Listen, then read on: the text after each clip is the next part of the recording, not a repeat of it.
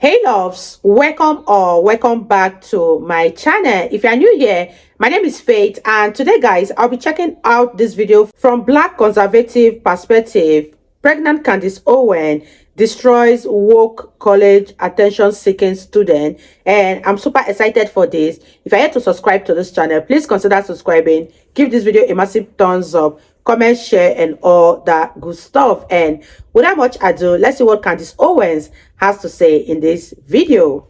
Trans students on this campus who actively feel victimized by your presence here today. Additionally, you just pointed out that this man detransitioned, but earlier in your speech... Guys, I want to hear her. Go ahead.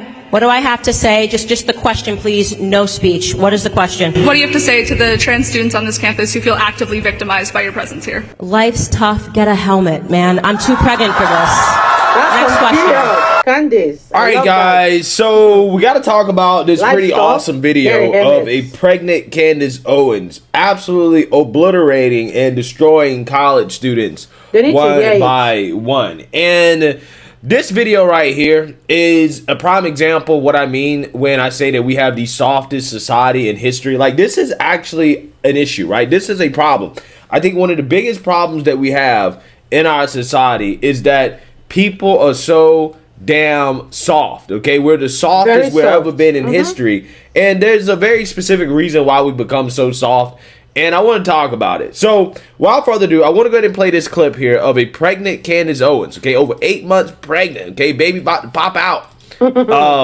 She is going to go back and forth with some of these woke college students. Some of them are like non-binary or whatever, and they're asking about trans people being victimized, right?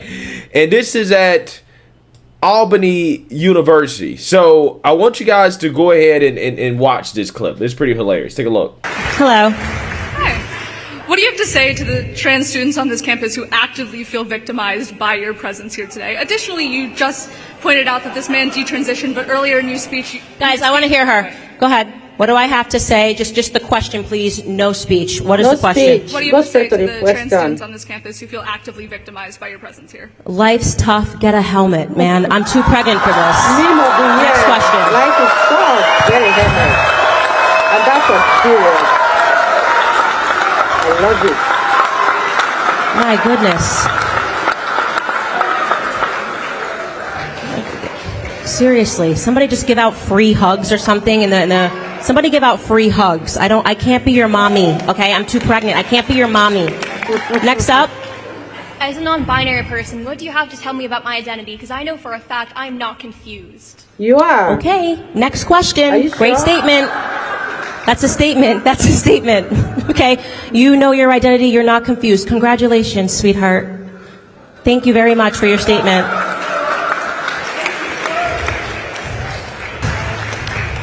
According to Britannica, the definition of the nuclear family has expanded with the advent of same-sex marriage.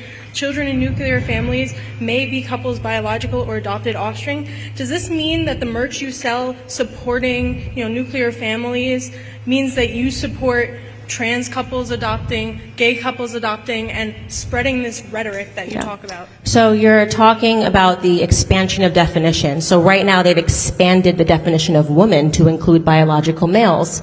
This gets back into what I was saying earlier about the left controlling linguistics and just pretending that, okay, a nuclear family can now be two trans parents that are adopting a child. That is not the nuclear family unit that I am talking about. I believe that I am talking about marriage between a male and a female, which naturally and biologically produces children. So no, I do not take that new updated definition of what it means to be a woman or what it means to be a nuclear family. Thank you for your question, though. Thank you, Candace. They need to hear Hello, this. my question is a little bit of a different speed. Earlier today you mentioned Patricia Cullors or somebody from the BLM movement, and you said that her only qualifying factors for speaking about different things and issues was because she was black. And during the White House hearing about white supremacy, you was on that, and a question was asked whether white supremacy is a threat or not, and your only qualification of speaking on that was being black. So what do you say to people that say they're being a hypocrite? Yeah, so I didn't say on this stage that Patricia's only qualification was being black. I said that people gave her tens of millions of dollars, had no idea where it was going to go, and were happy to do it because she was pirating. She just kept saying Black Lives Matter, Black Lives Matter. It was stupid. They lost their money, bad investment. Oh well, too bad, so sad. Regarding qualifications to speak on what's harming Black America, you just have to be able to examine actual statistics, right? Are you telling me, would you honestly say that when you walked into this room today, you were afraid that white supremacy was going to kill you? I asked this to Black people, to be honest. Are you afraid that a Klansman is going to come down the street on horseback and pick you up? Be honest. I'm personally not afraid. Okay, so that's it. So when I was speaking at the congressional testimony, I was saying, my experience being black in America, I don't know any black people that are fearful to walk down the street because they think a Klansman's going to come get them, right? But I can list you tons of black people that grow up in poverty, that grow up in the hood, that grow up around gang culture, that are fearful. When you examine black on black crime rates, when I was just talking about illiteracy rates, I said that I could list 100 things that the black community is suffering from today before I got to white supremacy. And yet the focus and the emphasis in the school system has been to brainwash us to believe that white people want to kill us around every single corner. And I think that that's a harmful ideology because it doesn't allow us to actually focus on the things that we're suffering from. You know, number one, I would say is father absence. We need to get our families back together. We have to stop letting the government raise us.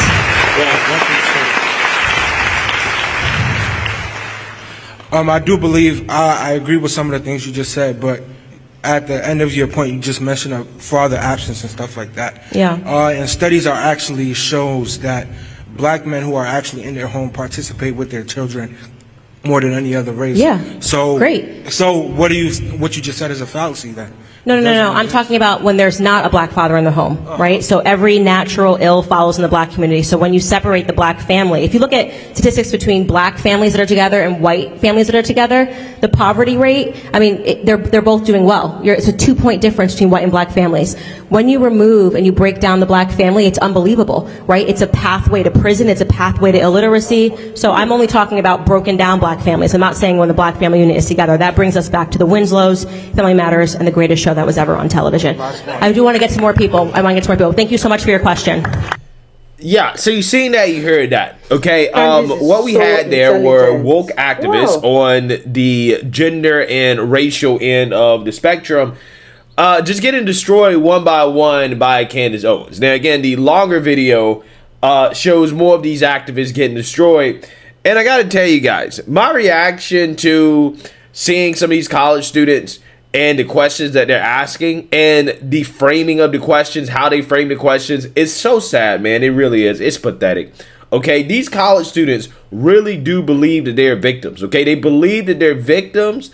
They believe that they're oppressed. Right? And it just blows my mind because, objectively speaking, compared to the rest of human history, these people that claim they're so victimized, they're so oppressed, they're so hurt, traumatized, they don't know what their lives are so much better than the average human that has ever lived on this planet. True. It's not even close. And this is only possible, guys. You only have a generation this fragile and this soft from the fact that we have a modern society in which they have it so good that they can't even fathom what real oppression and victimhood actually looks like, what it feels like to actually have to get up every single morning and try to figure out how you're going to survive, which is what most humans had to do for most of history. Like, for example, if you live back during the 16, 17, 1800s, hey, as a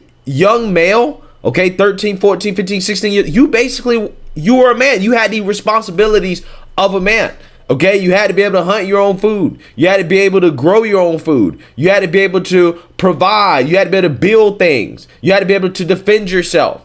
Okay, you know, depending on where you lived at, you may have to worry about somebody from another tribe killing you. Okay, again, these were real threats. These were real things that people had to go through just to survive before modern society.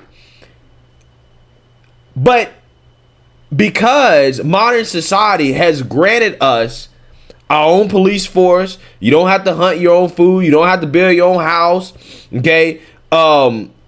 You know, you get air conditioning. Okay. You know, mommy and daddy takes care of you for the most part, give you money. It's like the younger, like they become so soft, right? They don't understand at all what real oppression or what real adversity looks like. Okay, for them, adversity for them is somebody accidentally misgendering them randomly in public. You misgendered me. I gotta break down in tears and cry because you didn't affirm my identity. Right, acts of white supremacy. Okay, referring to the black dude there, right, who believes that, you know, black people need to be worried about the white supremacists every day. Again, you're living in 2023, bro. Okay, there's nobody out here lynching, okay, killing black people just because they're black. Again, has no clue what it would actually be like to be a black person living in the post-Reconstruction era of the United States, where it was much tougher to be black in this country, and where that was actually a real thing that black people had to worry about. He has no clue. Okay, his version of white supremacy and oppression is probably the white man not saying hey to him right in the morning or something like that, okay? Or some type of microaggression from a white person, or white person criticizes him. That is his version of white supremacy, okay? Again, I talk about it all the time in my videos, how a lot of black people that adhere to this woke ideology, again, they believe any microaggression from a white person is a form of racism. See, this is why I gotta go through as a black person. The white man didn't say hey to me when he was getting up, going to work in the morning. This is right? Funny. Oh, the white man criticized me in some way. Right? The white man held me to a standard. Again, that's their form of oppression, right? In white supremacy. Soft oppression. Again, you hear it in the questions. I mean, this girl literally asked her about, how do you feel about the fact that your presence makes me as an LGBTQ person feel bad, right? Because Candace Owens has opinions that this person disagrees with, so therefore she's saying that I'm victimized because of your presence. Your presence. Again, this is the softest generation ever. We cannot have a generation this soft and think that as a society we're going to survive long term. Because again, back in the day, people that were this soft, let's just say they didn't have it great, right? They didn't have it well, okay? You had to be a lot tougher just to survive, okay? The tough survived. The fragile, again, had a much harder time getting by. But again, because we live in a modern society where it's okay to be this fragile, this is what you get. Again, you don't see these type of conversations. You don't see this type of stuff in countries where life is not nearly as good as it is in the United States. I'm telling you. That's true. You don't. The only places you see it is in the West. Canada, United States, Europe. The fact that these college students can even, again, come up with these type of questions and to feel the way they feel, again, just tells you how good they have it, how blessed they really are to be Americans and born during the time in which they were born. The fact that you can be this soft, because again, back in the day, people that were this soft, again, they had a hard time, right? They had a really hard time, okay? It's crazy, man. It really is. And for Candace Owens to sit up there, pregnant, and to have to deal with this nonsense, right? I salute her, man. I really do. I salute Candace Owens. I could just tell from the way she was answering the questions that she was like, this is ridiculous. This is crazy. Mm-hmm. You guys are adults. You're full grown adults. Boo-hoo, whining, and crying because somebody doesn't want to go along with what you believe in. Exactly. You're claiming that you're hurt, that you're traumatized because of somebody's presence that you disagree with politically. I can't even fathom it. Again, we used to have a society where 18, 19-year-olds were sent off to go to war. You were sent off to die in a war. And you were ashamed if you didn't do it, right? You were ashamed. You were ashamed if you refused to do it. Exactly. We went from that to this, where we're coddling students, grown people, and giving them safe spaces from words, right? From people that disagree with them. I'm just saying, like, this is a problem. This is a big issue. The fact that we're not talking about this issue enough, the fragility of our young people, again, that to me is a problem. It really is. Because we cannot have a functioning society where we have people that are this soft, this fragile, where they can break down in tears and just be broken just from words. It doesn't make sense. The people that built this country to become the modern society that it is today, that these people enjoy, okay, that they, pretend like they're so victimized and oppressed by, these people were a lot tougher. And they had to go through a lot more adversity, and they had much harder lives than these individuals. And for these individuals to sit here and pretend like their lives are so hard over words, it's really a shame. Okay, and in my opinion, I think that it's low-key disrespectful to all the people that died, that actually, again, went through real adversity, that actually really had tough lives, that unfortunately lost their lives at, an early age because, again, life was tough. I think it's disrespectful to the people that actually built this country, okay, that fought and died for this country, for the young people who are benefiting, who are reaping the benefits of these people losing their lives, of the sacrifice they made, to sit here and pretend that they're oppressed and they're victimized and that things are so tough for them over something as simple as words or political disagreements. It really is a damn shame. Let me know what you guys think. Make sure you like, comment, and subscribe. Most importantly, share a Black conservative perspective. Peace. You guys, what a mashed potato generation we are living in. Like what the Black conservative perspective said, he wasn't far from the truth. Because how can grown men be crybabies just because of people not accepting what they believe in? I don't even know what is going to happen to the future generation if every man is now a crybaby. Imagine the ones that are just being given birth to now. What do you guys think they're going to become? Because the ones that are supposed to be the leaders of tomorrow are just there whining and crying at what people do not accept about them. In the olden days, young men go to war and they are so proud about it. But today, we have young men who are either on TikTok or just trying to shove their gender ideology down other people's throat. I am so sorry to say that, but this generation is the weakest generation that's ever been, and I'm scared for what is going to happen in the future. Let me know your thoughts on this one. I'm really angry, and at the same time, I don't even know what to say, because the way they were throwing these questions at Candace Owens was funny. And the way they phrased that question was so tricky, but being that Candace Owens is a very intelligent woman and very smart, she just like gave it to them in the way they truly deserve. Like, more people like Candace needs to tell the student what they need to hear. This is absolutely insane. And the lady that asked the question about Candace Owens present making her uncomfortable and making her feel insecure has totally lost her mind, I'll say. Let me know what you guys think about this. Leave your thoughts in the comment section. And I really agree with everything that Greg said in this video. He spoke with fat and he spoke so wisely. He is such a wise speaker, and I had fun listening to him. And I had fun listening to him. If you guys enjoyed watching, give this video a massive thumbs up, comment, share, and all that good stuff. And I'll see you guys in the next one. Bye, guys.